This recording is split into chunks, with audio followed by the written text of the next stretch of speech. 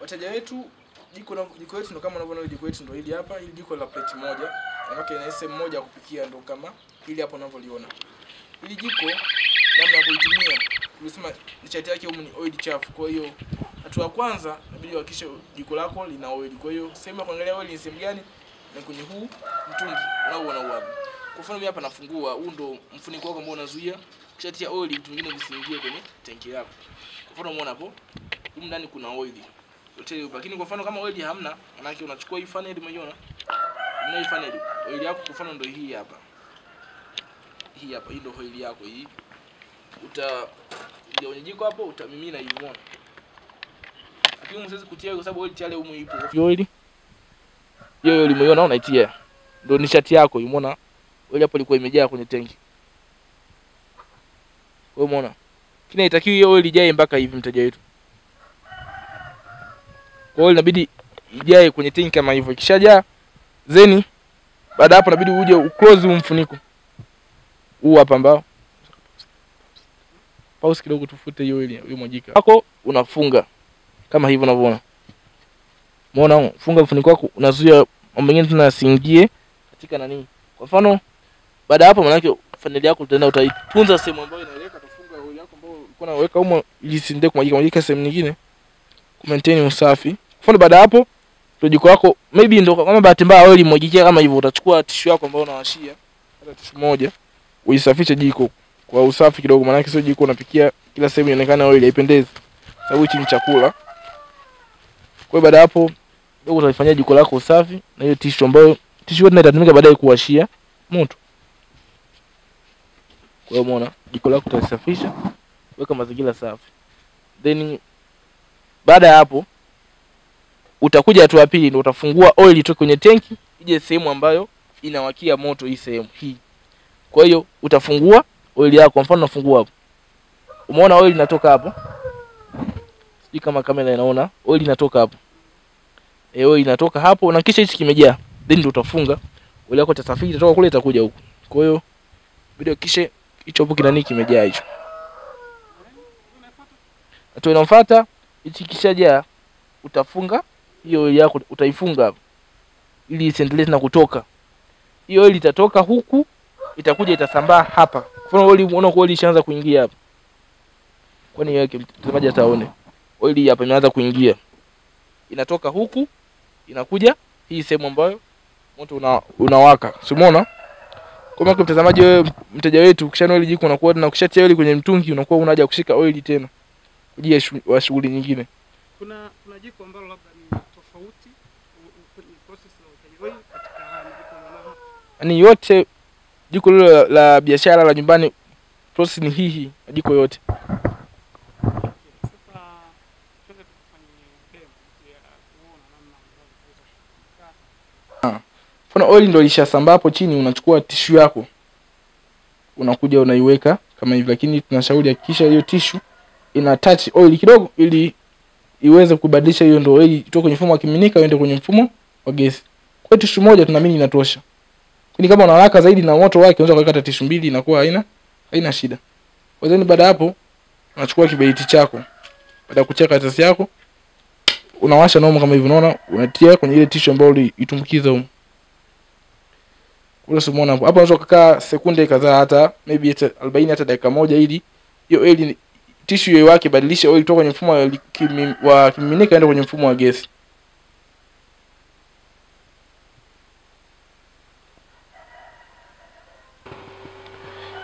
Baka wote utaka uzima. Ama tuache kwanza tissue wake kwanza kidogo.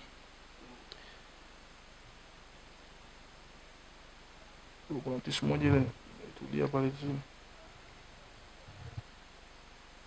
Leo uweze kuchukua ama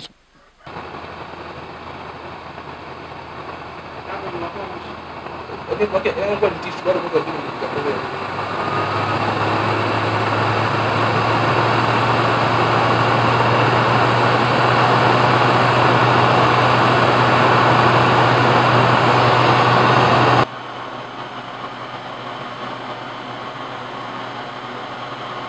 Kisha kule video na haka hivi. Maki bado na haka za tissue. Tissue ndio inaishia. Unaona moshi unakata. Elezea Kwa hiyo baada ya kuwaka muda fulani, manake zile tishu zinaanza kuungua kabisa. Zikishaungua mwisho wa siku oil inakuwa ishapata moto, ndio sasa oil inaenda kwenye mfumo wa kimiminika kwenda kwenye mfumo wa gesi. Kama unavyoona hapa linapoanza kuwaka, inaanza kuwaka moto wa blue.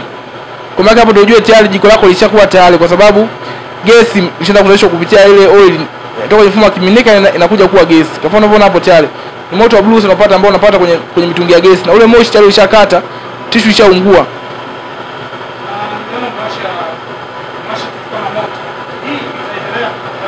Haina haka kwa sababu inakupa support. Umeona hii mota? Hapa nimeongeza kasi, hapa napunguza. Umeona? Hapa napunguza kasi ya moto, umeona? Ndio kazi ya hii mota, kuongeza kasi ya moto na kupunguza kasi ya moto. Umeona? Nimepunguza kasi. Lakini umeona hapa naongeza kasi ya moto, umeona? Hii ndio kazi ya hii mota. Inatoa upepo ambao inakuja kuipa support hii gesi iwake kuja juu. Umeona hapo? Waki una balance mwenyewe, unataka moto namna gani? Unataka moto mkali unaongeza. Umeona?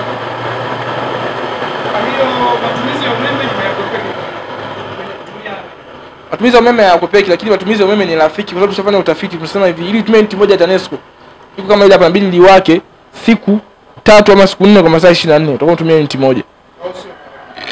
Kwa umeme sio ni gharama, ni umeme wa kawaida kabisa. So mbona moto unavyoaka baki, moto nimepunguza. Nitaka niongeze moto, naongeza kama hivi, umeona? Hicho ndio kiwango cha mwisho sasa. Mbona moto unavyoaka?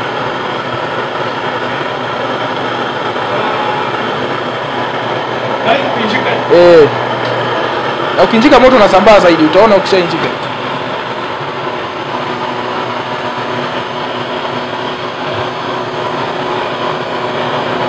Hapo moto tumeweka mpaka mwisho. Una moto ukapunguza ama kaongeza, maana yake ni maamuzi kwako mteja. Umeona kutenga sufuria moto hapo chini unasambaa.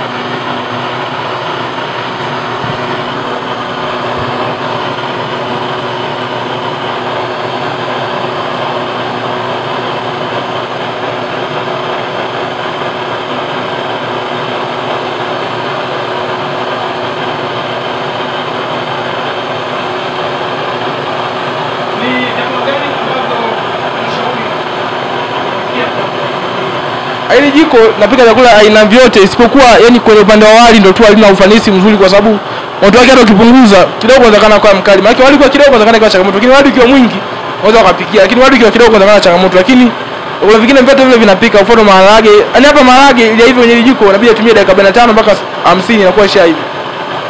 Kwa hata kande unaweza kupikia hata kande.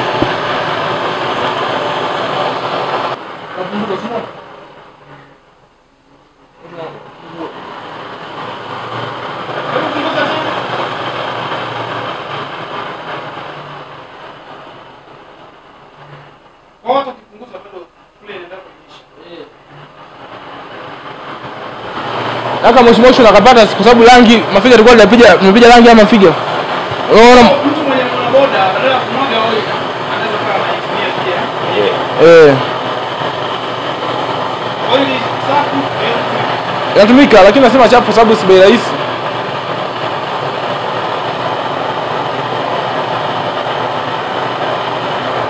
Kwa tatu. Toka. Kitu kimoja huko. Inaonekana kama kujakaa sawa. Unaona kitu kama kinarudisha moshi.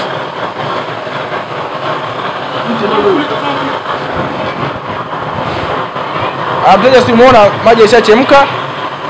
Maji sana luka. Umeona maji hayo? Moto hapo full. Maana yake kama unataka upunguze moto utakapunguza moto. Umeona maji yanaporuka?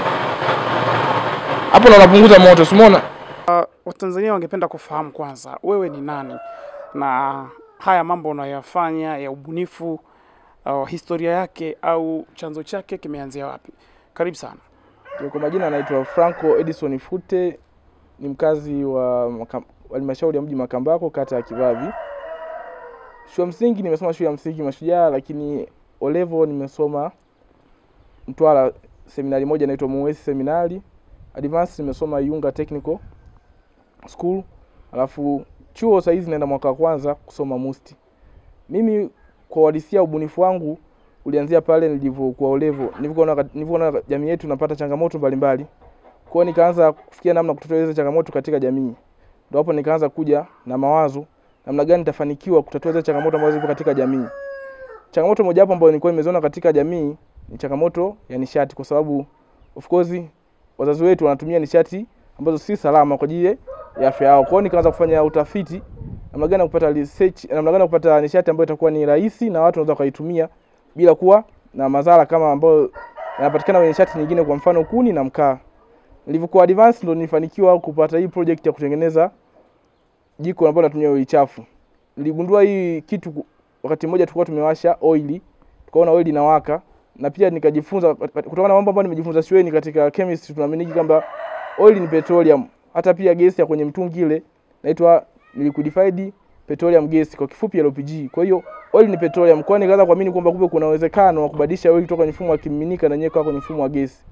Kwa hiyo hapo nikaja na jiko ambalo linaweza kubadilisha oil chafu na ikawa gesi moja kwa moja. Kwa hiyo pale maana yake ile jiko linachokifanya ina change oil kutoka kwenye liquid kwenda kwenye gesi, kutoka kwenye kimiminika kwenda kwenye gesi. Ndio sifa hili jiko. Na hili jiko linawaka kama gesi kabisa. Maana yake kinachokifanya pale, naona nilivyosema mwanzo, inabadilisha tu oil kutoka kwenye mfumo wa kimiminika kwenda kwenye mfumo wa gesi. Tupate nini? Tupate hii hapa ni petroleum gas. Maana yake jiko linachokifanya tunapata petroleum gas, lakini inakuwa sio liquefied kama kwenye mtungi. Lakini kwenye mtungi ile tayari inakuwa liquefied, lakini ya humu inakuwa ni petroleum gas moja kwa moja, sio liquefied. Advance ulisoma masomo gani? Advance nimesoma PCM. Na unavyosema kwamba ukiwa advance ndio ulianza kufanya hizi practical. Ndio. Ilikuwa ni wapi? Ilikuwa ni mwaka gani? Advance nimeenda advance 2022, mwaka nimeweza form 4 2021. Nimeenda advance, so nikaanza kufanya project huo mwaka. Nimefanya project nikiwa shule hapo, lakini maki nilikuwa sifanyi kama azifu kama nafanya kama ni kama utafiti ambao bado nilikuwa sijafanya kwa nadharia, lakini nilifanikiwa kumaliza form 6 nikarudi mtaani nikaanza kufanya real project. Ndo nika risk mwaka mmoja sikwenda chuo, ambao inabidi chuo niende mwaka jana ambao 2024. Kwa hiyo advance nimeanza mwaka jana 2024. Kwa hiyo niende chuo, kwa nika risk mwaka mmoja nifanye project, sababu nilikuwa lengo langu kubwa ni kusaidia watu. Kwa hiyo nilikuwa naona ni ngumu sana kwenda chuo wakati bado sijasaidia jamii. Kwa hiyo nikawa nimepata nafasi, kwa sababu chuo haikulazimu kwa uende chuo, na nikamwona nichukue nafasi nifanye project.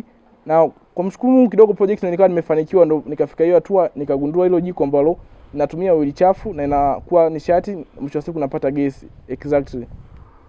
Okay. Uundaji wa haya majiko, ndio hatua zake zikoje? Uundaji wa majiko almost una hatua kuu ambazo tunasema tu sio hatua, ni sehemu. Hii majiko yana mechanism mbili, ama sehemu tunaji kazi yake inategemea sehemu mbili. Sehemu ya kwanza ndio sehemu ambayo nishati yetu oil inabadilishwa kuwa gesi na inachomwa pale. Sasa nishati kishachomwa na kuwa mwisho siku haina power ya kujipusha yenyewe kama ile gesi kwenye mtungi. Inakuja sehemu ya pili ambayo ndio inaipa support ama nguvu hiyo gesi wake kuelekea juu, ambayo ndio sehemu ya feni. Na hiyo sehemu ya feni ni atoe hofu watumiaji ama watangazaji ama watazamaji wa hii video wasiogope upande wa umeme, kwa sababu hii feni inatumia umeme wa DC na AC. Na kupanda umeme wa AC ambao ni umeme wa TANESCO, ili tumie unit moja, jiko inabidi liwake masaa 24 kwa siku 4. Alafu na pia kwenye upande wa sola, hata kuanzia sola ya wati 5 ina run jiko vizuri tu. Kwa hiyo upande wa umeme ni rafiki kabisa kwa watumiaji. Okay, na kuhusu material, labda unapata wapi material za kutengenezea haya majiko? Material kwa mfano hivi vyuma nanunua Tanzania, lakini kwa mfano hizo feni nini naagiza kutoka China mwenyewe moja kwa moja. Na unapata ugumu wote labda upatikanaji wa material, hata hizo feni unazosema inachukua muda gani mpaka kukufikia? Ndio ugumu upo, of course ugumu ni ugumu. Kwa sababu gani? Kwa sababu hizo feni kuna njia mbili kuagiza. Unajua kwa mfano kwenye cargo hizo unaweza kutumia air cargo ama ship cargo. Kwa mfano kutumia ship cargo, hizo feni zinachukua ndani ya mwezi mmoja zinakuwa zimekufikia. Sasa kwenye ship cargo ni rahisi, nisema sio gharama yake sio charge kubwa kama kwenye ndege, kwa sababu kwenye ndege mzigo huo wa feni unapimwa kwa kilo. Kilo moja unasafirisha kwa $13. Kupiga hesabu unakuta feni maybe feni 10 na mzigo wa kilo unabudia kilo 5 ngapi? Kwa unakuta ni gharama. Unakuta pia unahitaji sana, unahitaji majiko, inabidi ufanye hivyo. Kwa sababu sina mtaji mkubwa kusema niagize mzigo mkubwa uje kwa njia ya meli, kwa sababu mtaji wangu ni mdogo, waga naagiza kidogo kidogo hivyo, ndo natumia hiyo ndege. Kwa sababu bado ni gharama, lakini natumia ndege kwa sababu inisaidie, kwa sababu ndege inachukua siku 15 mpaka 14 kufika hapa, mzigo wako kufika Tanzania kutoka China. Na umesema unaenda chuo hivi karibuni? Ndio. Unaenda kusomea masomo gani? Na pengine unadhani knowledge utakayopata chuoni inaweza kuongeza ubunifu huu kwa ukubwa gani? Naamini chuo naenda kusomea course inaitwa Mechatronics Engineering upande wa degree. Kwa hiyo naamini kwenye course itanisaidia sana, kwa sababu mpaka sasa hapa nimesema nimefanikiwa kugundua mtambo ambao unabadilisha oil chafu kwa gesi moja kwa moja. Kwa hiyo naamini nikienda shule nitaendelea ku develop idea mpaka finally niweze kupata gesi kama kwenye mtungi ambao inakuwa liquefied petroleum gas, sababu mpaka zishafanikiwa kugundua mtambo ambao unaweza kubadilisha oil moja kwa moja ikawa gesi. Samaki sasa bado tu ni hatua ndogo za kuja kuqualify kwa mfano kujaza kutafuta vifaa ambavyo vikajaza hiyo gesi kwenye mitungi ya matumizi ya nyumbani ama kiwandani. Lakini na mimi nikienda chuo nitapata knowledge zaidi. Kwa sababu gani? Nikienda chuo nakutana na watu wengi na watu wengine pia. Unajua ukishakuwa sehemu ambayo kuna crowd ya watu wengi, rahisi na kushare idea na kusaidiwa jambo kirahisi. Tofauti ambayo ninafanya individual nikiwa nyumbani kidogo inaniwa changamoto. Kuta kitu ni kidogo lakini unatumia muda mkubwa kukifikiri kwa sababu upo peke yako kama mpo wawili, kwa ni changamoto. Kwa mwaka ambao umekaa uraiani, ukwenda chuo, ulilisha ukaingia mtaani kwa ajili ya kukuza idea yako. Ndio. Umefanikiwa kutengeneza majiko kwa ukubwa gani? Lakini pia tuambie hali ya soko ikoje? Majiko nimefanikiwa kutengeneza majiko mwanzo. Kwa sababu gani? Hii project inaanza mwezi wa 3, almost nitengeneza majiko anaweza kufika hata 100, lakini changamoto ambayo kwenye upande wa soko hizi nimekutana nao, watu wanafanya copyright. Sasa unajua mafundi wakiona jiko, unajua fundi mwingine akaona jiko na kidogo kama anaweza kujiongeza, akajifunza kitu na akatengeneza, unaona. Kwa hiyo changamoto hizo kwenye soko, maana kuna watu wengine wanajua kwenye soko kuharibu soko. Unakuta mtu mwingine anakuja na jiko ambalo hajakidhi viwango. Kwa hiyo unakuta mteja na knowledge jiko anaenda kulitumia. Akishalitumia anaambia watu wengine majiko hili chafu, sio majiko salama, sio yanatoa moshi, lakini kumbe shida ni nini? Amechukua jiko sehemu ambayo hajaifuatilia na hajajua hilo jiko lina vigezo, yani limekidhi vigezo ama halijakidhi vigezo. Ndio bao nakuja hapo sasa. Maana kila mtu siku hizi fundi anatengeneza na posti, kwa sababu ni freedom kweli. Hata mimi pia sina certificate, lakini naomba angalau hata pia mafundi wengine wanajaribu kupiga copyright, watengeneza majiko ya viwango. Kwa sababu gani? Mwisho siku anakuja anachafua soko. Mtu akishatumia mtu mmoja akimwambia mwenzake hadi jiko ni baya, unakuta amenoka mtu mwingine, lakini kufuata jana kwangu. Mwingine pia hata akija kuona majiko yangu na mwenyewe pia anaanza kaamini vile kwamba majiko haya ni ya ovyo, lakini tofauti. Kwa sababu majiko yangu kwanza nimezingatia vigezo vyote. Namna hata ulaji wa oili, namna uwakaji. Sema fundi wengine hawazingatii vitu hawazingatii. Namna uwakaji hawazingatii, namna ulaji wa oili hawazingatii. Kwa hiyo inakuwa ni changamoto kwa watumiaji. Kwa hiyo mwisho siku inaduia ugumu hata kuingia sokoni, hata pia watu kukuamini. Hapo kuna hoja ya mrejesho. Unapata mrejesho gani kutoka kwa wateja wako? Mimi uzuri zaidi kwa sababu mimi majiko yangu mengi ninauza kupitia wateja. Yaani jiko likienda kwa mtu fulani ndio anakuwa balozi wangu, anatafutia wateja. Kwa mfano Arusha almost sasa kama nimeuza majiko hata 30, lakini kupitia mtu mmoja tu ambaye alichukua jiko kwangu. Yeye alikuwa anafanya shughuli ya uuzaji wa nyama, yani alikuwa anapika kwenye restaurant. Kwa hiyo mtu wote ufika wale kula nyama wanaona lile jiko, wanapiga simu kwangu na wasiana, tunafanya hivyo biashara. Na huyo jamaa aliza Arusha amekuwa kama agent wangu, maana yake namtumia mara nyingi sana. Kwa hiyo kipata mteja tu anani concern, ndio hivyo tunafanya biashara. Kwa hiyo hakuna changamoto. Hakuna changamoto yoyote. Okay. Pengine kwa sasa hivi tunaona dunia inahama kwenye kutumia mkaa, kwenye kutumia kuni kwa ajili ya kutunza mazingira. Ndiyo. Na wadau wa mazingira ni wengi duniani.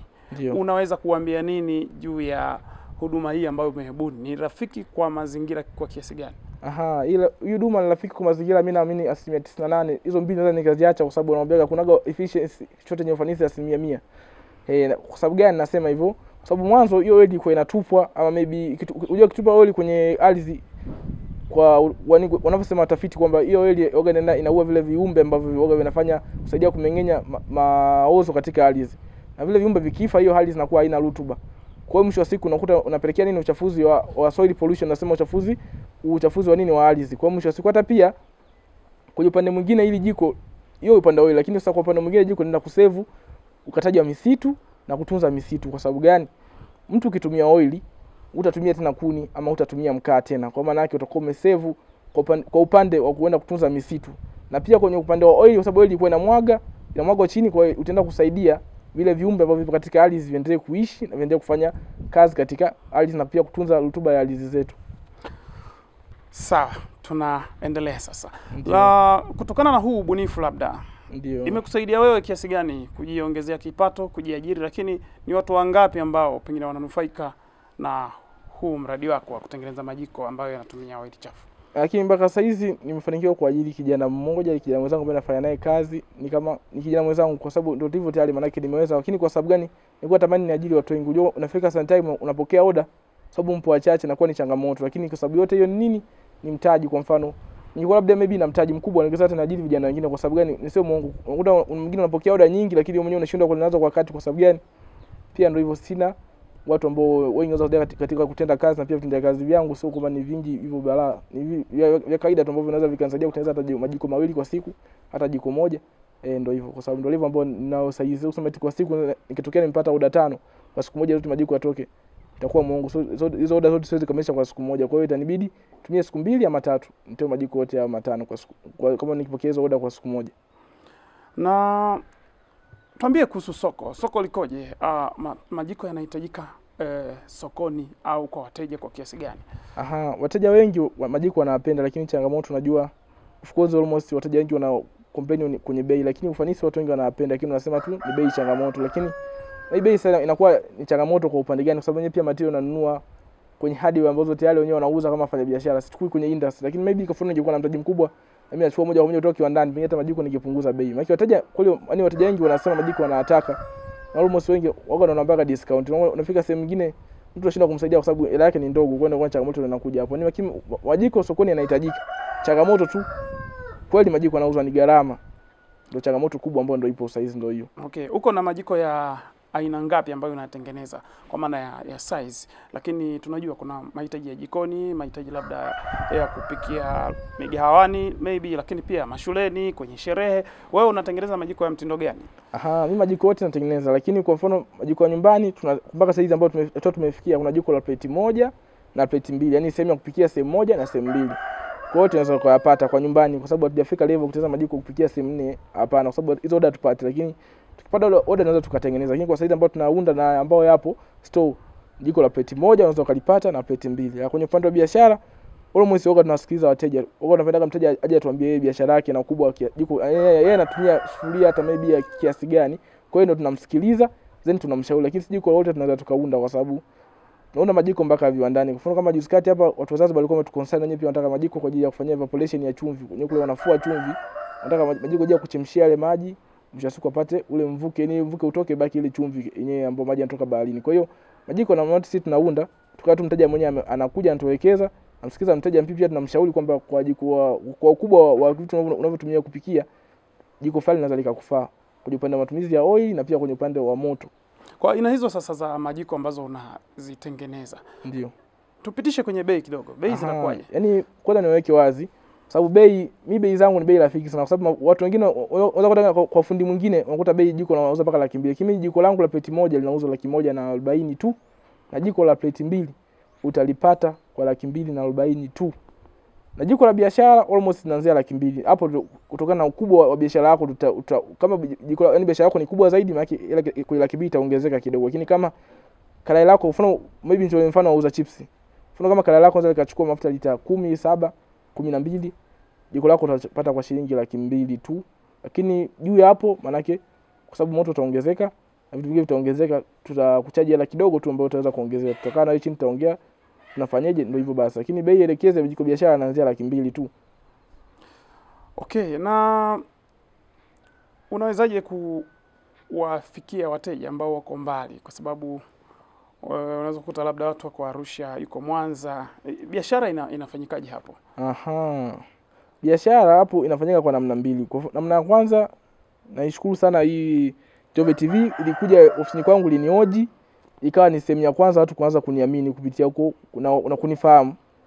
Biashara sasa nikaanza kutangaza kwa namna hiyo. Lakini kwa upande wa pili, muda kufanya delivery, maana delivery sisi tunafanya wenyewe. Maana mteja ukinunua mzigo kwetu, sisi mzigo unachokifanya yani hela yako utupatie kabla hujaliona jiko lako. Tunafanya kitu kimoja, tunachukua jiko lako na mpaka stand. Ukifika stand tunafanya booking ile jiko. Tukishafanya booking ndio mteja tunakupigia simu, tutakutumia tiketi ya kuonesha kwamba jiko lako limeagizwa. Then kabla pale jiko hajatoka na mteja unatulipa hela yetu. Tunafanya hivyo, lakini hela delivery mteja anachangia mwenyewe. Sisi gharama yetu ni kuchukua mzigo wako kupeleka stand, lakini kutoka stand mpaka kufikia mwenyewe mteja unachangia mwenyewe. Wateja wanazungumziaje upatikanaji wa oil labda? Sio changamoto? Kwa Makambako watu wengi wanadai inawezekana ni changamoto kwa Makambako. Je, Makambako hii hata Njombe inawezekana oil itumika kwenye namna nyingi, kwa sababu nimesikia hadi watu wa Chenso wanatumia sio oil. Oil inawezekana dimu, lakini kwa mfano mkoani kwa Arusha wapi huko sijapokea changamoto yote ya upatikanaji wa oil. Watu wanachukua. Kwa hata Zanzibar mimi waliniambia nitaweza jiko kubwa lolote ninaweza mimi, lakini wenyewe kwa oil sio shida. Wasema oil sio shida, bali tu jiko liwake vizuri basi. Yaani oil sio shida kwao. Sehemu nyingine kwa kweli kwa Makambako hapa wateja wengi sana wana complain, wanasema oil kwao ni changamoto, lakini unajua kwa sababu gani? Sababu Makambako kwetu oil ina matumizi aina mengi. Wengine wanatumia nyepanda Machenso huko. Inakana kweli ni hivyo, lakini kwa mingine wote sijapokea complain yoyote ama malalamiko yote kwenye upande wa oil. Ungetamani kiwanda chako hiki cha kuzalisha majiko kiwe kwa ukubwa gani? Lakini nini kinakuhamisha kufikia ukubwa huo ambao unaotamani? Kwa changu kweli nitamani kiwe kwa ukubwa mkubwa. Kwa sababu gani? Mimi ninachoona sasa hizi watu wengi wa Tanzania wengi wanapata bidhaa fake, mwisho wa siku wanakuja wanalibu hata jina mtu ambaye nilikuwa nimeanza kutazama majiko. Kwa hiyo nilikuwa natamani biashara hiyo kubwa na kiwanda kiwe kikubwa, kwa sababu kama nimesema mwanzo pia nimefanikiwa kugundua mtambo ambao unabadilisha yani oil kwenda gesi. Kwa hiyo nilikuwa natamani yani hiyo kubwa ili niweze kuwafikia Watanzania wengi ambao hawana uwezo wa kutumia gesi ya kwenye mtungi, wafikiwe. Maana natamani ifike wakati mtu awe na option achague mwenyewe, achukue jiko la gesi direct ama achukue jiko la oil ambalo linaweza kubadilisha kuwa gesi. Kwa hiyo nilikuwa natamani ifike wakati, lakini changamoto ambazo nizipo of course ni capital, kwa sababu ndio almost yani changamoto kubwa ni capital, kwa sababu idea ipo, kila kitu kipo, lakini changamoto ni capital. Na unaweza kusema nini sasa kwa wadau, hususan serikali ambayo imekuwa ikitoa mikopo kwa vijana, lakini kuna ruzuku pia, wewe ni mwana mazingira, unaweza kusema nini kwa wadau? Lakini of course mimi nasema kwa upande fulani mikopo ya halmashauri kwa sisi wabunifu inawezekana kwetu kwa changamoto. Unajua project sio business. Inawezekana project mwaka huu usiseli, mwakani ukaja ukauza. Lakini mikopo serikali inakutaka kila mwezi urudishe fedha. Ni mikopo manaki sisi wabunifu haitufevi kwa sababu gani? Kila mwezi urudishe percent fulani. Unakuta kweli mwezi huu pengine sijauza, hata mwaka huu sijauza project imegoma, lakini mwakani uta project inakubaliwa. Ndio basi hizi projects. Sababu projects sio kama direct business, ni kama investment. Lakini mkopo wa halmashauri unataka mtu ambaye anafanya business, ambaye kila siku unaweza kukuongezea hela kupata na kulisha. Lakini mfano hizi project nyingi ni investment, tunawekeza kwamba maybe inaweza ikatokea mwakani ukauza, ama kwa Mungu ikisaidia kuta mwaka huo project ukafanya na kweli ikauza. Kwa hiyo changamoto inakuja hapo. Kwa hiyo niko naomba serikali itengee hata mikopo ya wabunifu. Kwa sababu gani? Wabunifu hizi eti ni investment. Wewe useme mwaka mmoja unafanya project na urudishe hela. Na kweli mfano unataka kufungua industry, wewe kusema tunaenda halmashauri kopa milioni 12 hata ngapi, uongo. Inabidi kope hela nyingi. Almost hata kwa sababu uwezo kufungua local industry inaweza kufika hata milioni 50, milioni 70 unafungua local industry. Sasa hiyo milioni 70 uwezo kusema utarudisha ndani ya mwaka mmoja ukiwa unafanya project, unaona? Kwa hiyo changamoto bado unakuja hapo. Na pengine ungeweza unaweza kushirikiana, labda kitokea mtu mwenye capital, wewe ukawa ni mzalishaji, halafu mnaweza kushare corporate. Kushare lazima tukashare, lakini ndipo tu kufikia makubaliano ambayo yanaendelea, kwa sababu unajua wawekezaji wengi wao wanataka tukandamiza sisi. Lakini kama utafikia sehemu makubaliano mzuri, uwekezaji unaruhusiwa, kwa sababu wale mwenyewe naamini yani hakunaga kampuni kubwa ambayo imekuwa duniani ambayo inamilikiwa na mtu mmoja. Kampuni nyingi ni group of people. Yani ushasikia company ni group, yani ni mkusanyiko wa watu. Inawezekana pengine ikawa public ama private company, lakini almost lazima unajua inaanzia na director wili na kuendelea. Kwa hiyo na mimi sote yani almost nataka nifungue kampuni yake hapo. Siwezi kufungua peke yangu, mna kampuni ya mtu mmoja. Kwa hiyo shida tu ni vigezo, tunafikia mwafaka ambao unaelewana, basi tunafanya kazi. Lakini umetuambia kwamba wewe ndio mbunifu. Ndio. Lakini wewe ndio fundi pia. Lakini pia wewe ndio afisa masoko mwenyewe. Ndio. Unaenda chuoni. Sasa itakuwaje masomo na ufundi itakuwaje? Na mimi naweza nikamudu, kwa sababu mimi always hata nilikuwa advance kwa nafanya business na niliweza kufaulu na faulu mzuri tu. Kwa hiyo naamini kwangu mimi business sio kitu kikubwa, kwa sababu naweza tu nika keep time, nikaweza tu kutenga muda wangu vizuri nikawasafirisha, kwa sababu ndio hivyo naamini naweza, sababu kama advance niliweza, kwa sababu advance ndio sehemu ngumu bara. Nilikuwa nafanya business na mwisho wa siku nilifanikiwa na shule nimefaulu vizuri. Kwa hiyo naamini wote naweza nikavimudu, kwa sababu ni muda tu wa muda, kwa sababu chuo sio kila muda utakulazimu uwe kwenye kipindi na lecture. Una mwingine unakuwa free, kwa hiyo unaweza tu hata mambo yako na manage, unajua namna gani ya kupangilia. Tulipofanya kipindi mara ya kwanza tumekuwa tukipokea simu kwa wateja wa kutoka mkoa wa Mbeya ambako ndiko wewe unaenda kusoma, lakini vile vile mikoa ya jirani kama Songwe, Katavi na Sumbawanga. Unawaambia nini sasa, kwa kuwa unasogea huko, unawaambia nini wale wateja ambao walikuwa wanaulizia huduma yako? Naambia wateja kuanzia sasa hizi huduma maana yake inasogezwa karibu, na karibisha sana na waje wapate huduma bora na inayoeleweka, sio tu huduma tu. Maana sisi majiko tumesema inazingatiwa viwango na muonekano. Kwa hiyo huduma ambayo imekidhi vigezo vyote. Na utakuwa unapatikana kwa namba gani ya kimasoko? Kimasoko maana yake itatoa namba 2. Almost ambayo ipo kichwani ni ya Halotel, lakini namba nyingine ni ya Voda, naweza nikitaja kwenye simu. Ya Halotel ni 06 27 77 94 80. Narudia tena 06 27 77 94 80. Lakini Voda sichukua kwenye simu, maana unajua Halotel. Vipi kuhusu mawasiliano, labda unatumia mitandao ya kijamii watu wakufuatilie huko pia? Kweli hiyo ni jambo zuri sana. Mitandao ya kijamii sasa natumia natumia TikTok na Instagram. Official account zangu ukienda TikTok unaweza kupata hizo sample za majiko mengi ambayo tumeyaposti. Penda ka search Jeyo_technology. Rudia tena? Jeyo ni JEYO_technology. Kwa hiyo ukisearch pale TikTok unatupata, na ukienda Instagram kasearch Jeyo_technology unatupata. Shukrani sana. Asante. Kwa majina naitwa Astelia Vintani Mlero. Mimi ni mzazi wa Franco Edison Fute.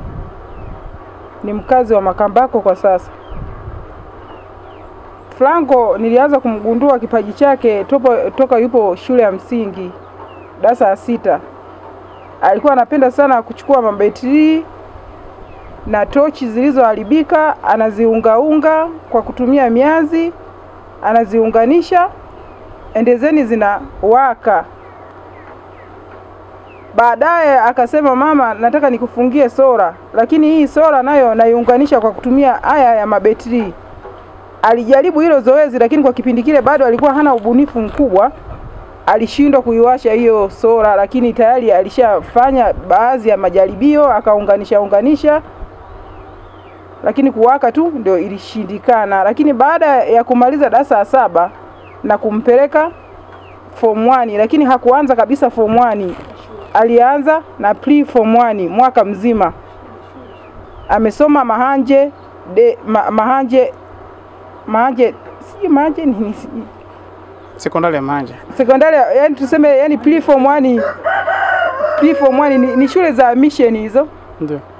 Kulingana na ufaulu wake, alivyofaulu pale ndo wakampeleka seminari ya Muhuesi ambayo ipo njia ya kwenda Lindi Masasi huko. Huko ndio alikosoma form 1 mpaka form 4. Tunaona kipaji chake kinaweza kumsaidia yeye, lakini kinasaidia pia na watu wengine. Mmepokeaje ubunifu wake wa majiko ya kutumia oili ambayo sio ya gharama? Nyinyi kama wazazi mlipokeaje? Kwa kweli mimi kwa upande wangu nimefurahi sana. Kwanza sikutegemea kama mwanangu angeweza kufikia hii hatua. Na mimi mwenyewe ninalo hilo jiko, ninalitumia na nimelipenda sana. Na anasema changamoto inaweza ikawa huenda ni mtaji. Kwa kiasi gani wazazi mmemsupport kufikia hapa alipofikia? Tuseme tu ukweli, tumemsupport kwa kiwango kidogo sana, lakini bado hatujafikia hatua yake anayetaka yeye. Kwa hiyo bado tunaendelea kumsupport na yeye mwenyewe bado anaendelea kujisupport. Tunashukuru tu Mungu kwa hatua hii aliyofikia. Basi maana kila hatua inabidi tuishukuru. Mmeshaona watu ambao wamekuja kupata huduma yake, kununua majiko, wanaizungumziaje? Watu wanaokuja kuchukua majiko, asilimia kubwa sio watu wa Makambako hapa, ni asilimia chache. Ila asilimia kubwa ni watu wa mbali ambao ndio anafanya nao hizo biashara. Naona wanaupokea vizuri tu mwitikio wa haya majiko, hawajatoa sababu zozote zile. Ambao wanaotoa sababu wanakuwa hawajachukua majiko kwa mwanangu Franco, wamechukua tu kwa watu wa mitaani ambao wametoa kopi. Safari ya masomo ya Franco inaendelea. Pengine unafikiri Franco kwa ubunifu wake huu anaweza kuja kuwa ni mtu wa namna gani kama akifanikiwa kupata elimu yake vizuri? Kwa mtazamo ninavyoona, naona mwanangu anaenda vizuri na ninazidi kumuombea kwa Mungu. Sijajua atafikia kiwango gani, maana mimi sio Mungu. Zaidi namtanguliza tu Mungu aendelee kumtunza Franco. Mwisho, labda unawaambia nini watu juu ya majiko haya, kwa sababu wewe naamini ni mtumiaji wa kwanza ukiachana na wale ambao wananunua? Unaweza kuambia nini watu ambao wanatutazama sasa hivi juu ya ubora, lakini urahisi wa kurahisisha kupika, utunzaji wa afya zetu kwa sababu hayatoi moshi, ni kama gesi? Unaweza kusema nini mama? Mimi nawaambia tu kama wana uwezo wanakaribishwa kuchukua hizo namba za Franco Edison Fute ili waweze kupata hii huduma kwa urahisi. Kama ndio bado bei kama hivyo mwanangu anazungumzia, anasema hivi kulingana na material yeye anachukua kwa watu wa kawaida, maana yeye hana kipato kile cha kusema ataagiza mzigo moja kwa moja umfikie, na majiko yeye bado yapo juu. Endapo kama angepata supporter akaagiza mzigo yeye mwenyewe na majiko yakauzwa bei ya chini, basi kila mtu angeweza kutumia ili anufaike na hii fursa. Majiko yenyewe unazungumziaje bora? Majiko yapo vizuri kwa sababu na mimi mwenyewe ninalo, ninalitumia Na hapa pembeni yangu kuna jirani yangu mmoja nayo analitumia, sijajua angeweza kuelezeaje. Asante sana mama. Karibu. Mimi naitwa Margaret Ngole, ni jirani yake na mzazi wake wa Franco. Mimi nilinunua jiko kwa Franco na litumia, ni zuri kwa sababu linatumia oili. Alafu naivisha haraka, halijanipa changamoto mimi tangu ninunue. Kwa sehemu fulani linatumia oili lakini pia inahitaji umeme, hivyo vyote ulaji wake ukoje? Kwa mfano mimi mara nyingi natumia oili. Mara nyingi natumia oili kwa sababu ni rahisi kupatikana oili. Kwa hiyo halinisumbui. Unatumia kupikia nini? Napikia maharagwe yanaiva haraka tu. Nachemshia maji, napikia mboga, napikia na vyakula vyote. Kwa sasa hivi matumizi ya kuni na mkaa yameshuka. Nimeacha. Natumia hilo jiko. Saa zingine na jiko la gesi, lakini mara nyingi natumia hilo jiko kwa sababu ndio halina gharama kwangu. Mara nyingi sana tukienda migahawani, hususan kwa wanaume ambao wanapenda kula mgahawani, unakuta chakula muda wote ni baridi, cha baridi. Unavyoona wewe kwa ulivyotumia haya majiko, inaweza kawa ni mwarobaini wa changamoto ya watu kula chakula cha baridi au kuchelewa mgahawani kwa sababu unatakiwa ukae usubirie kwa muda mrefu. Kwa majiko haya unaweza kuzungumza nini? Kwa majiko haya wale wanaotumia migahawa wakichukua yatarahisisha sana mambo mengi. Hawatatumia mkaa, watakuwa wanaenda kutumia haya majiko. Kwa sababu wewe fikiria mpaka unainjika maharagwe yenyewe makavu mpaka yanaiva. Kwa hiyo anatumia hayana shida. Hata kule mgahawani wakichukua yanaweza kawasaidia sana.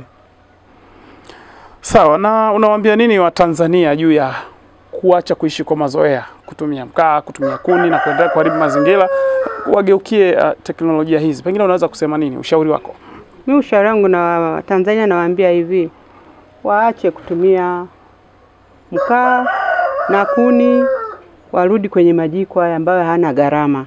Alafu uzuri wake sisi wengine tumezungukwa na matajiri ambao wana magari. Mimi wao wananiletea tu hizo oili. Sababu ni oili chafu, chukua wanalipa natumia.